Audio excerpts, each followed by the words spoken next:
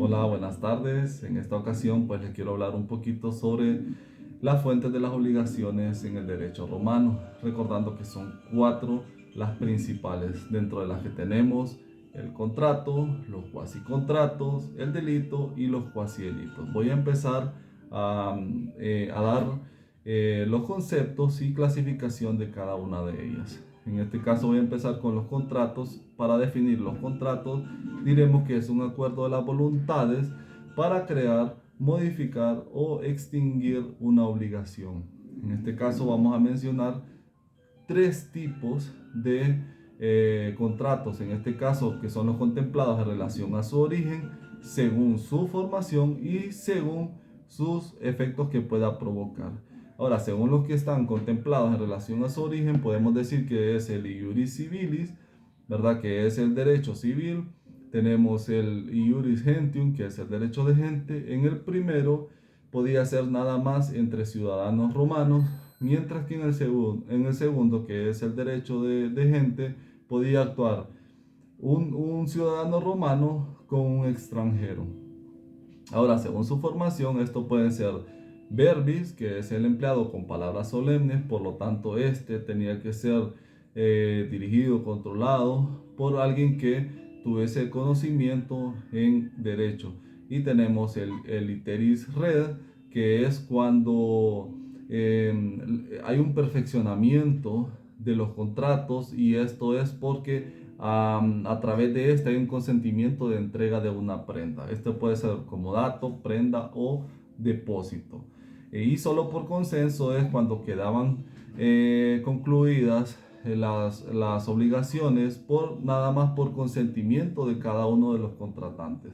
Ahora, según los efectos que esta puede provocar, pueden ser unilaterales y bilaterales. ¿Cuándo es unilateral? Pues cuando solamente una de las partes adquiere la obligación, y se vuelve bilateral cuando ambas partes adquieren obligaciones en el contrato.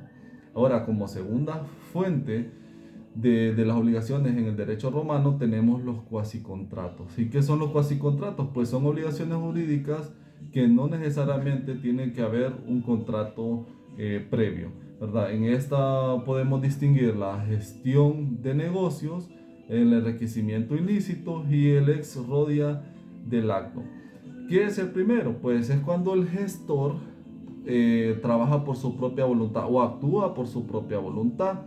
En este caso podemos decir que este trabaja también a sabiendas de que donde trabaja o de lo que trabaja no es de su propiedad, y trabaja en virtud o trabaja en favor del patrimonio del dueño de la propiedad.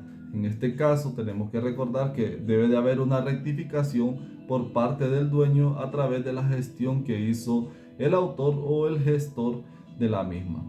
Ahora, cuando hay un enriquecimiento ilícito, pues cuando se obtiene una ganancia a consta de un delito. Por lo tanto, al final, pues debe de haber una indemnización para satisfacer las necesidades o por la afección que hubo a unas terceras personas. Ahora, el ex rodia del acto es cuando es una ley de comercio marítimo, básicamente. Ahora, como tercer fuente de las obligaciones en el derecho romano, tenemos los delitos. ¿Qué son los delitos?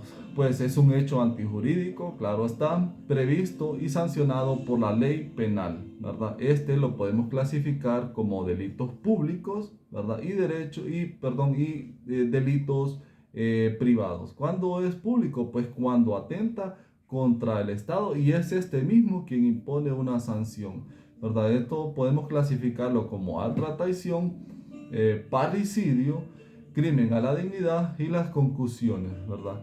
En la alta traición, pues es un crimen que atenta contra la estructura interna del Estado, ¿verdad? Y es esto obviamente quien impone una sanción. El parricidio es cuando se da muerte al padre de familia por parte de su propio hijo. El crimen a la dignidad es cuando hay difamación pública. Y las concusiones es cuando hay un abuso de autoridad. Ahora, ¿cuándo se vuelve o cuándo es un delito privado? Pues cuando va dirigido a particulares, ¿verdad? Y esto puede ser civiles y pretorios. ¿Cuándo es civil? Pues cuando hay un robo que es cuando hay un enriquecimiento a través de una cosa ajena, la injuria, que pueden ser físicas y también pueden ser morales, y el daño a la propiedad privada. Mientras que pueden ser pretores cuando es rapiña, que es cuando hay asociaciones delictuosas para robar. Está el dolo, que es la intención de dañar, la violencia y el fraude a acreedores. Y por último, y como cuarta parte de las fuentes formales de las obligaciones en el derecho romano, tenemos los cuasidelitos. ¿Y qué son los cuasidelitos? Es un hecho dañoso realizado sin dolo. ¿Qué significa eso? Que no tiene la intención maliciosa de provocar un daño o perjuicio a otro.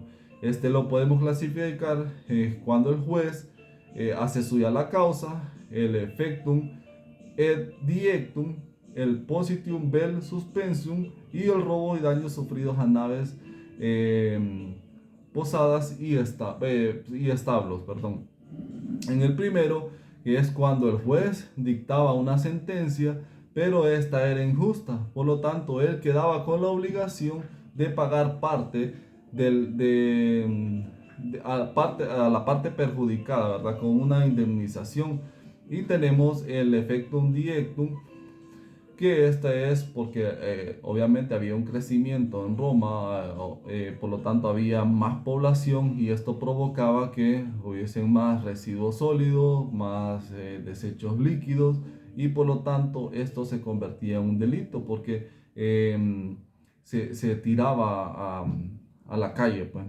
El positum vel suspensium es cuando se colocaban o se colgaban ciertos objetos que podían ser de perjuicio a terceros, ¿verdad? O a los caminantes, y esto podía ser denunciado, y por lo tanto el que denunciaba podía tener una recompensa.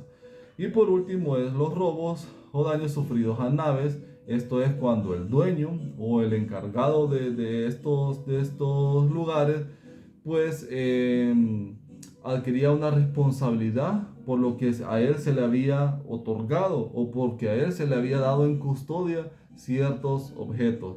Si este sufría robo o sufría un daño a este objeto, pues quien era responsable de la nave o del establo debía de pagar una indemnización al perjudicado.